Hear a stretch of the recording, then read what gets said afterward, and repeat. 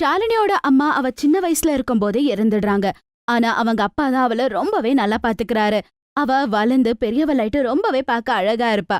அப்புறம் இப்ப நிறைய பேர் அவள கல்யாணம் பண்றதுக்கு ரெடியா இருக்காங்க.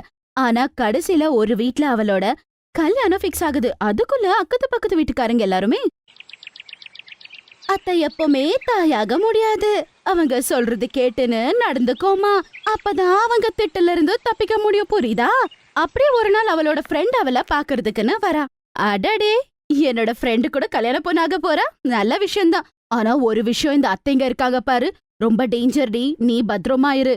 ஆனா ஏன் அத்தை அப்படி கிடையாது, ரொம்ப நல்லவங்க. நான் அவங்க பொண்ணு மாத்திரேன்னு எப்பவுமே சொல்லுவாங்க. ஆஹா சொல்லுவாங்க, ஆனா நீ நம்பிடாத. ஸ்டார்டிங்ல எல்லாருமே அப்படிதான் இருப்பாங்க, கல்யாணம் ஆன பிறகு மாறிடுவாங்க. எல்லாரும் சொல்றது கேட்டவ ரொம்பவே பயந்து போயிருப்பா. இப்படியே கொஞ்ச நாள் கடந்து போகுது. அப்புறம் கொஞ்ச நாளைக்கு அப்புறமா அவளோட கல்யாணமும் நடக்குது. அவளோட மாமியார் வீட்டுக்கு போறா. அங்க அவளோட மாமியார் அவள அம்மா மாதிரி பாத்துக்கறாங்க. நேனா, இன்னைக்கு உன்னோட அண்ணி வாட்டி நம்ம கிச்சன்ல சமைக்க போறாங்க. நீ கூடவே இருந்து எந்த பிரச்சனையும் வராம பாத்துக்கோ. எந்தெந்த பொருள் எங்கெங்க இருக்குன்னு அவங்களுக்கு சொல்லிடு. சரிம்மா. கொஞ்ச நேரத்திலேயே அவ சமைச்சு எல்லாருக்குமே சாப்பாடு பரிமாறுறா. ஆனா அந்த சாப்பாடு எல்லாருக்குமே ரொம்ப பிடிச்சு போயிருக்கு. அட வா, சாப்பாடு ரொம்ப நல்லா இருக்குமா, இந்த மாமியாருக்கு கூட சமைக்க சொல்லி தருவியாடா? உண்மையாவே ரொம்ப சந்தோஷமா. இங்க பாரு மருமகளே, வா நீயும் வந்து எங்க கூட உட்காந்து சாப்பிடு. இங்க நீ கூட எங்க பொண்ணு மாதிரி தான். இந்த வீட்ல எங்க பொண்ணு எப்படி இருக்கிறாளோ அதே மாதிரி நீயும் இருக்கலாம். சாப்பாடெல்லாம் சாப்பிட்ட பிறகு இங்க பாரு நைனா, உங்க அண்ணி எல்லாருக்கும் சமைச்சு டயர்டா இருப்பாங்க. அதனால நீ என்ன பண்ணு, அவங்க கூடவே சேர்ந்து பாத்திரம் எல்லாம் கழுவுறதுக்கு நீ அவங்களுக்கு உதவு, சரியா? அம்மா நான் காலேஜுக்கு போகணுமே, ஆனா நான் சாயந்தரம் வந்து அவங்களுக்கு ஹெல்ப் பண்றேன். நீ தேங்க் காட் நான் ஒரு பொண்ணு இல்ல, இல்லனா அம்மா வீட்டு வேலை எல்லாத்தையும் செய்ய சொல்லிருப்பாங்க. நீயோ வேலை பண்ணணும்டா. உனக்கு லீவ் இருக்கும் போதெல்லாம் நீ மார்க்கெட்டுக்கு போய் ரேஷன் வாங்கிட்டு வரணும். அதுக்கப்புறம் என்னோட மருமகளை கூட நீ வெளிய கூட்டிட்டு போகணும்டா. கல்யாணம் ஆகி 2-3 நாள் ஆகல, அவளை வெளிய கூட்டிட்டு போறதானே 2 பேரும் நல்லா புரிஞ்சுப்பீங்க. வாவ்மா, நீங்க என்ன வந்த உடனே மருமகளோட வலையில சிக்கிட்டீங்களா? என்னோட மருமக ரொம்ப செல்ல பொண்ணு. அப்படியே ஒரு நாள் இங்க பாரு நைனா, ஒரு வேலை நீ படத்துக்கு போனா அண்ணிய கூட கூட்டிட்டு போ. பாவம், அவ வீட்ல இருந்து ரொம்ப டயர்டா இருப்பால. அதனாலதான் சொல்றேன், நீயும் போயிட்டு வாடா. ஆனா இத புடவை கட்டிட்டு போகாது, அங்க எல்லாரும் மாடர்னா வருவாங்க. நீயும் நல்லா மாடர்னா போ, ஜீன்ஸும் டாப்பும் போடு, நல்லா இருக்கும். இங்க பாருடா செல்லம், உன்கிட்ட இருந்தா ஒரு நல்ல ட்ரெஸ் அன்னிக்கு கூட அப்படின்னு சொல்றாங்க. அதுக்கப்புறம் 2 பேரும் கிளம்பி மாலுக்கு போறாங்க. அங்க போகும்போது அங்க அவங்க ஃப்ரெண்ட மீட் பண்றாங்க. அடடடடா, ஷாலினி அழகா இருக்கடி. என்னடி உங்க மாமியார் இந்த மாதிரி துணியெல்லாம் போட விடுறாங்களா? ஏதோ சொல்றது இல்ல. நான் நினைச்சேன் அவங்க திட்டுவாங்கன்னு சொல்லி. இல்ல, என்னோட மாமியார் தான் இந்த ட்ரெஸ் போட்டுட்டு போ சொன்னாங்க. என்னது? நான் நினைச்சேன் உங்க மாமியார் எப்பவுமே ஒன்னு திட்டிட்டு தான் இருப்பாங்கன்னு சொல்லி. இல்ல, என் வீட்டுல எல்லாருமே ரொம்பவே நல்லவங்க. பாத்துடிமா, ஆரம்பத்துல அப்படிதான், அப்புறமா எல்லாரும் மாறிடுவாங்க. சரி சரி, அங்க பாரு என் மாமியார் என்ன பாத்துட்டு இருக்கு. ஏதோ பசி வந்த புலி மாதிரி, விட்டா என்ன தின்னுடும். சரி நான் போயிட்டு வரேன் அப்படின்னு சொல்லி பூர்வி அங்க இருந்து கிளம்பி போயிடுறா. அதுக்கப்புறமா சாயந்தரம் ஆயிடுது. அவங்களும் மூவி பார்த்து முடிச்சிட்டு வீட்டுக்கு போயிடுறாங்க. அத்தை, ஒரு 1/2 hour டைம் கொடுங்க, தலை ரொம்ப வலிக்குது. ஒரு மாத்திரை போட்டு கொஞ்ச நேரம் ரெஸ்ட் எடுத்துட்டு அப்புறம் சமைச்சிடுறேன். ஆஹா, அதெல்லாம் பண்ற தேவையில்ல, நான் சமைச்சு எல்லாம் வச்சுட்டேன், சரியா? அதுக்கப்புறம் மாத்திரை கூட போட தேவையில்லடாமா. வா, நான் உன்னோட தலைய மசாஜ் பண்ணி விடுறேன். சரி ஆயிடும் அப்புறமா. ஐயோ வேணா அத்தை, பரவாயில்ல. அம்மா கூப்பிட்டா வேணான்னு சொல்லாமா? ஒருவேளை எனக்கு உடம்பு சரியில்லைன்னா நீ எனக்கு சேவை பண்ண மாட்டியா? ஆனா அத்தை, உங்களுக்கு உடம்பு சரியில்லாத போன்னு மட்டும் சொல்லிடாதீங்க. அப்புறம் ஒரு நாள் ஷாலினியோட பர்த்டே இருக்கும். அத தெரிஞ்சதும் அவங்க மாமியார் அந்த பர்த்டேவை சரியா செலிப்ரேட் பண்ணணும் அப்படின்னு நினைக்கிறாங்க. அதுக்கப்புறம் அவங்களுக்கு தெரிஞ்சவங்க எல்லாரையுமே அந்த பர்த்டே பார்ட்டிக்கு கூப்பிடுறாங்க.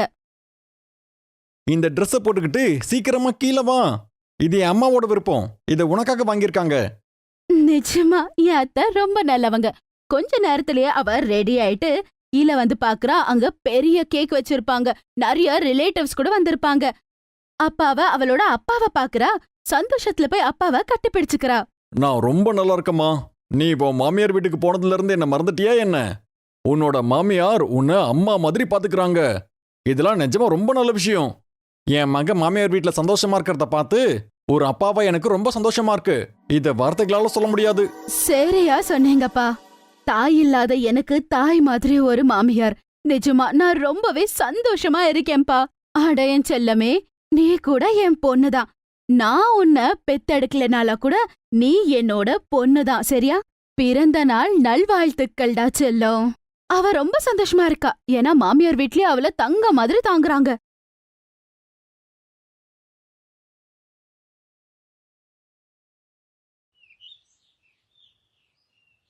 பாருள் மற்றும் சங்கீதா ஒரே வீட்டு மருமகங்க. அக்கத்து பக்கத்துல தான் அவங்களோட வீடு இருந்தது. பாருளோட வீடு ரொம்பவே பெரிய வீடு. அவங்க புருஷன் ரொம்பவே நல்லா சம்பாதிப்பாரு. இன்னொருத்தரு மார்க்கெட்ல காய் வியாபாரம் பண்ணிக்கிட்டு இருப்பாரு. ஒரு நாள் சங்கீதா வீட்டு வெளிய பெருக்கிக்கிட்டு இருப்பாங்க. அப்ப சங்கீதாவை பார்த்து சொல்றாங்க, அக்கா, என்னதான் இருந்தாலும் இவ்ளோ கஞ்சூசா இருக்க கூடாது. எப்பதான் அந்த தொடுப்பத்தை மாத்த போறியோ தெரியல. ஒரு 10 வருஷமா இதுலதான் பெருக்கிக்கிட்டு இருக்க. புது தொடுப்பத்தை தான் வாங்கினா என்ன ஆயிடும்? ஏன் இப்படி கஞ்சூசா இருக்க நீ? அப்படி இல்ல பாருள், இது நல்லாதான் இருக்கு. இன்னொரு மாசம் யூஸ் பண்ணலாம். அதுக்குள்ள அவங்க சின்ன பொண்ணு Dress கிழிஞ்சிருக்குன்னு வரா. அம்மா அம்மா, இங்க பாரு, Dress கிழிஞ்சிருக்கு, எனக்கு வேற வாங்கி கொடு. அட, இது கொஞ்சம் தானம்மா கிழிஞ்சிருக்கு, அதுக்கே வேற வாங்க முடியுமா? வா, நான் உனக்கு தைச்சு கொடுக்கறேன். ஆஹா, இதுலயோ என்ன சங்கீதா கஞ்சத்தனமா? நீ புள்ளிக்கு ஒரு ஸ்கர்ட்டை வாங்கி கொடுக்க முடியாதா? நான் பாரு, என் பொண்ணுக்கு புதுசு வாங்கி கொடுக்க போயிட்டு இருக்கேன். இன்னைக்கு ஷாப்பிங் வேற போறோம். நீ இப்படி இருந்தா பாவம் புள்ள. உன்கிட்ட வளர்ந்துட்டு அந்த குழந்தை கஷ்டதான் பட போதுன்னு நினைக்கிறேன். அம்மா, ஷாப்பிங் போலாம் வா அம்மா. அதுக்கப்புறம் எனக்கு பீட்சா வாங்கி கொடுக்கறேன்னு சொன்னியே, ஞாபகம் இருக்கா? பீட்சான்னு சொன்னதும் அனுக்கு கூட ரொம்பவே ஆசையா இருந்தது. ஆனா அம்மா கிட்ட அவ்வளவு பணம் இல்லன்னு அவளுக்கு நல்லாவே தெரியும். ஹாரியா டார்லிங், நான் வரேன், நம்ம மாலுக்கு போய் பீட்சா சாப்பிடலாம் அப்படின்னு சொல்லிட்டு அவங்க 2 பேரும் கிளம்பிடுறாங்க. அதுக்கப்புறம் கொஞ்ச நாள் இப்படியே நடக்குது. ஒரு நாள் அக்கா தங்கச்சி 2 பேரும் வளையல் பொட்டெல்லாம் வாங்குறதுக்காக ஒரு கடைக்கு போறாங்க. இங்க பாருங்க ஷாப்கீப்பர், எனக்கு இந்த மாதிரி சீப்பான ஐட்டம்ஸ் எல்லாம் காட்டாதீங்க.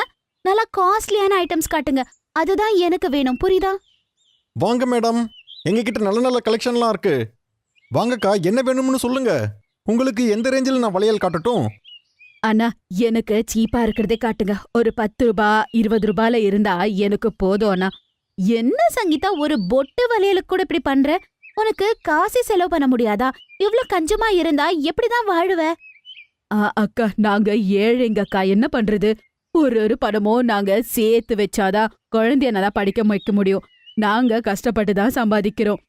எனக்கு இதுவே போதும்க்கா, நான் இதுவே யூஸ் பண்ணிக்கிறேன், நீங்க கவலைப்படாதீங்க அப்படின்னு சொல்லி அவங்க ஸ்டேட்டஸ்க்கு ஏத்த மாதிரி அவங்க பொருட்களை வாங்கிட்டு அவங்க வீட்டுக்கு கிளம்பிடுறாங்க. அம்மா, மேம் சொன்னாங்க இந்த வாட்டி புக்ஸ் ஸ்கூல்ல கொடுக்க மாட்டாங்களாம், ஷாப்ல தான் வாங்கணுமா. எல்லாமே 1000 ரூபாய் ஆகும்னு சொல்லிருக்காங்க. என்னது, 1000 ரூபாவா? அம்மா கவலைப்படாத, நான் வேற யார்கிட்டயாவது புக்ஸ் போரோ பண்ணி படிச்சுக்கிறேன். இல்ல மகனே, உன் படிப்பு விஷயத்தெல்லாம் சமரசம் பண்ண முடியாது. அப்பாவால ஒரு புது புக் கூட வாங்கி தர முடியல. சரி விடு, பரவாயில்ல, பழைய புக்கை பாதி விலையில வாங்கி கொடுக்கறேன். சரியா சொன்னீங்க. செகண்ட் ஹேண்டில் புக்ஸ் கொடுக்கற ஒரு கடை எனக்கு தெரியும். அம்மா, நம்ம மட்டும் ஏன் இப்படி இருக்கோம்? சித்தியா பாத்தீங்களா எவ்வளவு பணம் வச்சிருக்காங்க? நம்ம ஏன் இப்படி இருக்கோம்? இங்க பாருடா செல்லம், நமக்கு கடவுள் என்ன கொடுத்திருக்காரோ அத வச்சு நாம சந்தோஷமா வாழ கத்துக்கணும், சரியா? நாம யோசிச்சுதான் பணத்தை செலவு பண்ணணும், சரியா? இங்க பாரு செல்லம், நீ நல்லா படிச்சு நல்லா சம்பாதிச்ச பிறகு கூட நீ வேஸ்ட் செலவு பண்ணக்கூடாது, புரியுதா? ஆமா, நான் நல்லா படிச்சு செட்டில் ஆக போறேன். அது மட்டும் இல்லாம நான் உன்னை ஷாப்பிங் கூட்டிட்டு போறேன் அம்மா, சரியா? ஆனா வேஸ்ட் செலவு பண்ண மாட்டேன். ஒரு பக்கம் சங்கீதா குழந்தைக்கு ரொம்ப நல்ல விஷயத்த சொல்லி கொடுக்கறா. ஆனா பாருள் அத பத்தி யோசிக்கவே மாட்டா. இப்படி இருக்கும்போது ஒரு நாள், அட ரியா, என்னவா ப்ராஜெக்ட் பண்ணி போய் டைம் வேஸ்ட் பண்ணிக்கிட்டு இருக்கேன்? இது ஏதோ ஒரு ஸ்டேஷனரி கடையில விக்கிறாங்கன்னு சொல்லிட்டு இருந்தாங்க. அங்க போய் வாங்கிட்டு வந்துடலாம், சரியா? அம்மா, நிஜமாவா? நீ ரொம்ப ரொம்ப பெஸ்ட் தெரியுமா? இதுல என்ன இருக்குடா? நம்ம கிட்ட பணம் இருக்கு, நம்ம அதை வச்சு யூஸ் பண்ணிக்க போறோம், அவ்வளவுதான், சரியா? அப்படின்னு சொல்லி ஏதோ ஒரு ஸ்டேஷனரி கடையில வாங்கிட்டு வந்து ப்ராஜெக்ட ஸ்கூல்ல கொடுத்துடுறாங்க. கொஞ்சம் கொஞ்சமா ரியா மட்டும் வேல்யூஸே தெரியாம வளர ஆரம்பிக்கிறா. அதுக்கப்புறம் ஒரு நாள், அம்மா, இந்த போரான சாப்பாடு சாப்பிட பிடிக்கல, எனக்காக ஏதாவது ஆர்டர் பண்ணி கொடுங்கம்மா. அட ரியா, நான் என்ன பண்றது? அப்பாக்கு தெரிஞ்சா அவரு திட்டுவாரு. அவரு ஹெல்தியா தான் சாப்பிட சொல்வாரு. என்கிட்ட ஒரு ஐடியா இருக்கு, மார்க்கெட்டுக்கு போறேன்னு சொல்லி நம்ம வெளியே சாப்பிட்டுட்டு வந்துடலாம். ஆமா, செம்மையான ஐடியா அப்படின்னு சொல்லிட்டு 2 பேரும் கிளம்புறாங்க. அதுக்கப்புறம் சங்கீதா வீட்ல ரேஷன் காலியா இருக்குன்னு கடைக்கு போறாங்க. அம்மா, எனக்கு இந்த பிஸ்கெட் வாங்கி தரியா? ரொம்ப நல்லா இருக்கும். அட இல்லடா செல்லம், இதுல ஒரு டீ பவுடரே வந்துடும் அப்படின்னு குழந்தை கேட்டாலும் அவங்க வாங்கி கொடுக்க மாட்டாங்க. பாவம் அந்த சின்ன பொண்ணு எப்பவுமே ரொம்பவே கவலைப்படுவா. அவ சங்கீதா கூட ரொம்ப கஷ்டப்படுவா. ஆனா குடும்ப நிலைமை அப்படி இருக்கறதால அவங்க எதுவுமே பண்ண முடியாது. இப்படி நாட்கள் கடந்து போகுது. 2 பேரும் வளர்ந்து பெரியவங்க ஆகுறாங்க. ஒரு பக்கம் அனு ரொம்பவே நல்லா படிக்கிறா. அதுக்கப்புறம் இன்னொரு பக்கம் ரியா பார்ட்டி அப்படின்னு சுத்திக்கிட்டு தான் இருக்கா.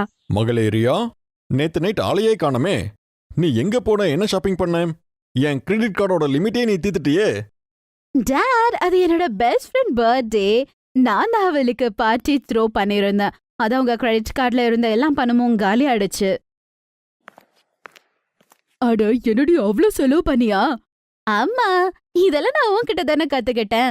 ஷாப்பிங் பண்றதெல்லாம் நீ தானே கத்து கொடுத்த. ஆமா, நான் தான் கணக்கு கேட்பேன். ஏன்னா நான் தான் பணம் கொடுக்கறேன். உனக்கும் உன்னோட அம்மாவுக்கும். இனிமே நான் உனக்கு பணம் கொடுக்க மாட்டேன். நீ யாரையாவது ஃபாலோ பண்ணுன்னா உன்னோட சித்தி பொண்ணு இருக்கால அனு, அவளை ஃபாலோ பண்ணு. அவ இப்ப படிச்சு வக்கீலாக போறா. ஆனா நீ வீட்ல இப்ப சும்மா தான் இருக்க. அட சின்ன பொண்ணு, இப்ப அவ என்ஜாய் பண்ணாம வேற எப்ப என்ஜாய் பண்ண போறா? செலவு தானே, பண்ணட்டும் விடுங்க. பாருல் எப்பவுமே பொண்ணு தப்பு பண்ணா கூட கண்டிக்கவே மாட்டாங்க. அதனால அவ குடிக்க கூட அடிமையாயிட்டா. இன்னொரு பக்கம் அனு ரொம்ப நல்லா படிச்சு அவ லாயர் ஆகுறா. அப்பதான் பாருலுக்கு அதை பார்த்து அவ பண்ணது தப்புன்னு புரிஞ்சுக்கிறா. அவளால ஒரு குழந்தைய கூட சரியா வளர்க்க முடியல. அவனாலதான் அவங்க பொண்ணோட ஃபியூச்சரே ஸ்பாயில் ஆச்சுன்னு அவ அப்ப நல்லா புரிஞ்சுக்கிறா. சங்கீதா மட்டும் பொண்ண ரொம்பவே நல்லா வளர்த்திருப்பா. அது மட்டும் இல்லாம இப்ப சந்தோஷமா நல்லா சம்பாதிச்சு அம்மாவை ஷாப்பிங் கூட்டிட்டு போறா.